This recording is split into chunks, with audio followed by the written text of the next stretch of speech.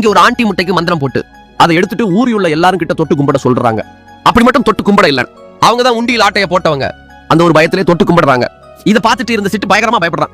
அந்த முட்டையை திரும்பி திரும்பி பார்க்கறான். அக்கா தம்பி கிட்ட அதை கொண்டு வந்தா தொட்டு கும்பிடு. அவனும் சரி அக்கா அப்படியே பண்றேன். அந்த ஆண்டி சொல்றாங்க, எனக்கும் மட்டும் கோயிலுக்கு நேர்ந்து வச்சிருந்த உண்டியில கிடைக்கலனா அவங்களுக்கு கை கால் இழுத்துரும் பாத்துக்கோங்க. பாட்டி அக்கா தொட்டு கும்பிட்டுட்டாங்க. தம்பிக்கு தான் பயம் லைட்டா இருக்கு. அக்கா சொன்னதுக்கா அதை தொட்டு கும்பிடுறான். அதுக்கப்புறம் தம்பி வீட்டுல காணும். கோயிலுக்கு போன தம்பி அக்கா கிட்ட இங்கதான் உண்டியில வச்சேன், இப்போ இங்க போச்சுன்னு பார்த்தேன். சிட்டு தூக்கிக்கிட்டு போறான்.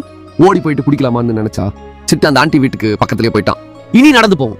சிட்டு உண்டியில வீட்டு வாசல் வைக்கும் போது அந்த நீயா திருடுனா, நான் ஏன் திருட போறேன், படி அழகிற சாமிக்கு ஏதாவது ஆச்சுன்னா யார் உலகத்தை காப்பாத்துவாங்க, இந்த மாதிரி முட்டை மந்திரம் எல்லாம் பண்ணாத, நான் ரொம்பவே பயந்துட்டு. அக்காக்கு இப்போ தான் செம ஹாப்பி. தம்பிக்கு தான் சிட்டு சொல்லிடுறான், உண்டியில கிடைச்சாச்சு, ஒன்னும் பிரச்சனை இல்ல. தம்பி அக்கா கிட்ட கேக்குறான், பணம் சேர்ந்தட்ட. அக்கா ரொம்ப கவலை.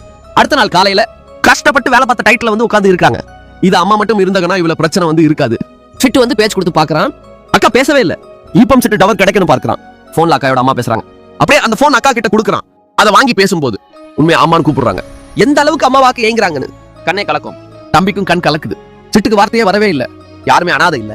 டேபிள் மேல இருக்கிறான் அம்மா அப்பா உருவத்துல மனுஷன்.